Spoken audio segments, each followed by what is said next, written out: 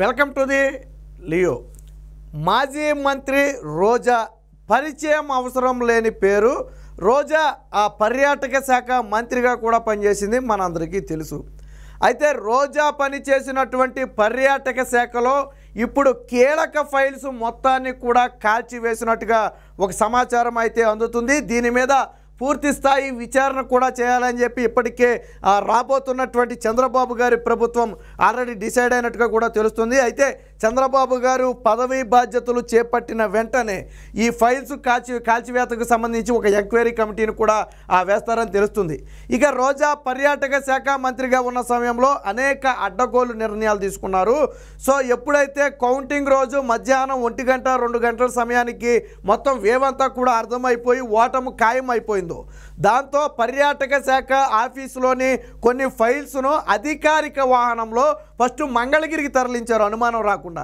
అక్కడ అవసరమైనటువంటి కొన్ని ఫైల్స్ మొత్తాన్ని కూడా విడదీసి వాటిలో వీళ్ళకి ఏదైతే వివాదాస్పద నిర్ణయాలు తీసుకున్న ఫైల్స్ ఉన్నాయో వాటి మొత్తాన్ని కూడా అందులోనే పనిచేసే ఒక ఉద్యోగి ఇంటి వద్ద, గుంటుపల్లి వద్ద ఉద్యోగి ఇంటి వద్ద అయితే వీటి మొత్తాన్ని కూడా కాల్చివేసినట్టుగా అయితే సమాచారం అందుతుంది.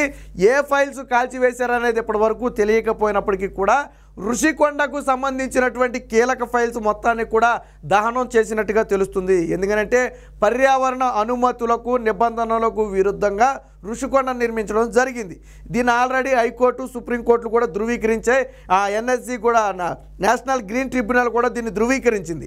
దీనికి సంబంధించినటువంటి కొన్ని కీలక ఫైల్స్ను మాయం చేయడంతో పాటు దాదాపుగా 500 కోట్ల రూపాయలతో ఋషికొండ కట్టినట్టుగా మనకి లెక్కలు చెబుతున్నాయి. సో ఆ లెక్కలకు సంబంధించినటువంటి అనేక ఫైల్స్ మొత్తాన్ని కూడా మాయం చేసినట్టుగా తెలుస్తుంది. ఇదే సమయంలో పర్యాటక శాఖలో నిబంధనలకు విరుద్ధంగా చేపట్టినటువంటి పనులకు, కాంట్రాక్టు పనులకు, అంటే ఇతర సంస్థలకు, తమకు కావాల్సిన సంస్థలకు దోచిపెట్టడం కోసం ఏదైతే పనులు కట్టబెట్టారో ఆ పనులకు సంబంధించిన లావాదేవీలకు సంబంధించిన ఫైల్స్ మొత్తం కూడా మాయం చేసినట్టుగా తెలుస్తుంది. ఇదే సమయంలో పర్యాటక శాఖలోని రవాణా విభాగాన్ని పక్కన పెట్టి ఒక ప్రైవేట్ ట్రావెల్స్ మొత్తానికి కూడా కాంట్రాక్ట్ ఇవ్వడం జరిగింది. సో ఈ విషయానికి సంబంధించిన ఫైల్స్ కూడా అయితే మాయం చేసినట్టుగా తెలుస్తుంది. అయితే ఏ ఫైల్స్ మాయం అయ్యాయి అనేది ప్రస్తుతానికి తెలియకపోయినప్పటికీ కూడా మొత్తానికి పర్యాటక శాఖలోని కీలక ఫైల్స్ అయితే మాయం చేశారు. అంటే రోజా పర్యాటక శాఖ మంత్రిగా ఉన్న సమయంలో వేల కోట్ల రూపాయల అవినీతికి పాల్పడిన మాట వాస్తవం.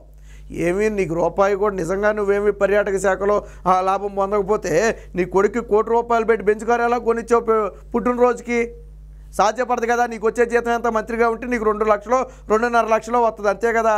నీకు ₹1 కోటి రావాలంటే ఎప్పటికి రావాలి ₹1 కోటి? మరి నీ కొడుకు పుట్టినరోజు ₹1 పెట్టి ఎలా కొనిచ్చావు?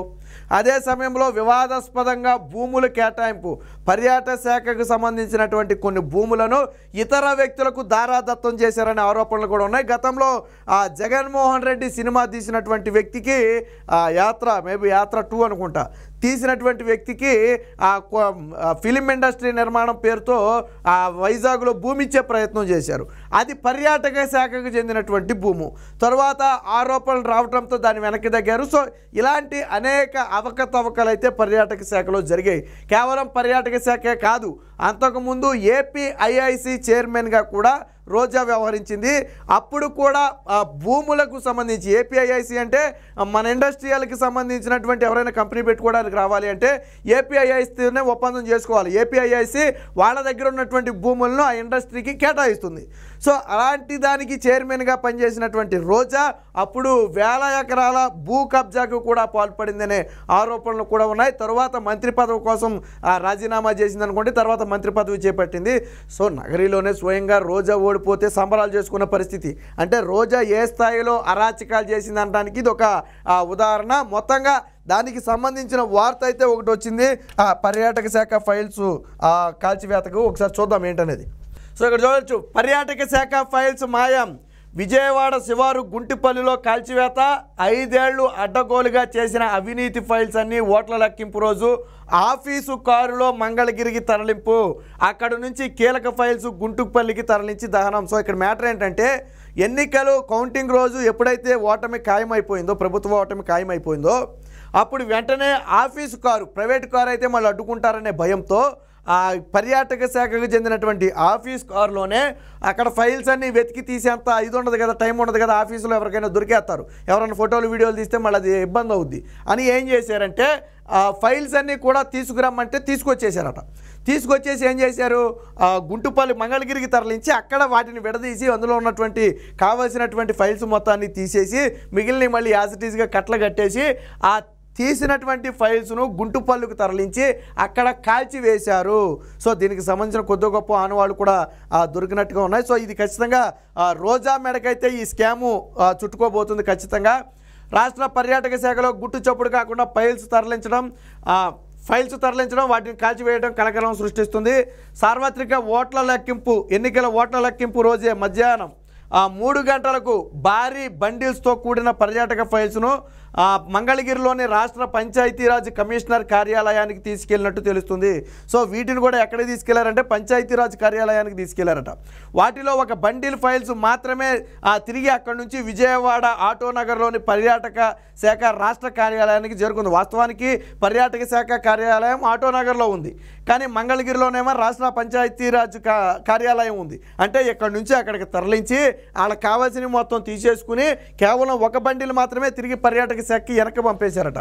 సో దీనికి సంబంధించి ఇప్పుడైతే హాట్ టాపిక్ నడుస్తుంది. అత్యంత రహస్యంగా మరో 2 బండిల్స్ను ఫైల్స్ను అత్యంత రహస్యంగా గొల్లపూడి సమీపంలోని గుంటుపల్లికి తరలించినట్టు తెలుస్తుంది. హెడ్ ఆఫీసులో పనిచేసే ఓ ఉద్యోగి ఇంటి దగ్గర ఈ ఫైల్స్ను కాల్చివేసినట్లు సమాచారం. ఫైల్స్ తరలింపుకు హెడ్ ఆఫీసులోని ఉద్యోగులు ససేమిరా అన్నట్టు తెలిసింది. అయితే పర్యాటక శాఖ ఎండి కూడా ఇందులో ఉన్నాడు. పర్యాటక శాఖ ఎండి కన్నబాబు రంగంలోకి దిగి నేను సీఎంఓలోకి వెళ్ళబోతున్నాను, మీ అందరినీ నేను చూసుకుంటాను, మీకేం భయం లేదని హామీ ఇచ్చి ఆ పర్యాటక శాఖ ఆఫీసులోని ఫైల్స్ అన్నీ కూడా తరలించినట్టుగా అయితే తెలుస్తుంది. సో అంటే రోజాతో పాటు పర్యాటక శాఖ ఎండి కన్నబాబు కూడా ఈ స్కామ్లో ఉన్నాడు, ఆయన పాత్ర కూడా ఉంది. సో ఇక్కడ ఏమన్నాడు చూడండి, నేను సీఎంఓలోకి వెళ్ళబోతున్నా, భయం లేదు, మిమ్మల్ని నేను చూసుకుంటా అని హామీ ఇచ్చి ఫైల్స్ తరలింపులకు ఒత్తిడి తెచ్చినట్టుగా తెలుస్తుంది. ఏపీ టీడీసీ ఉద్యోగుల్లో విస్తృత చర్చ నడుస్తుంది. అంటే ఆంధ్రప్రదేశ్ టూరిజం కార్పొరేషన్ డెవలప్మెంట్ కార్పొరేషన్కి సంబంధించి ఉద్యోగుల్లో ఈ చర్చ నడుస్తుంది. ఎందుకంటే ఉద్యోగులు చూస్తుండగానే బండిల్స్ తీసుకెళ్లారు, మళ్ళీ ఉద్యోగులు చూస్తుండగానే ఒక బండిల్ మాత్రమే వెనక్కి తెచ్చారు, మిగతా మొత్తం తేలా.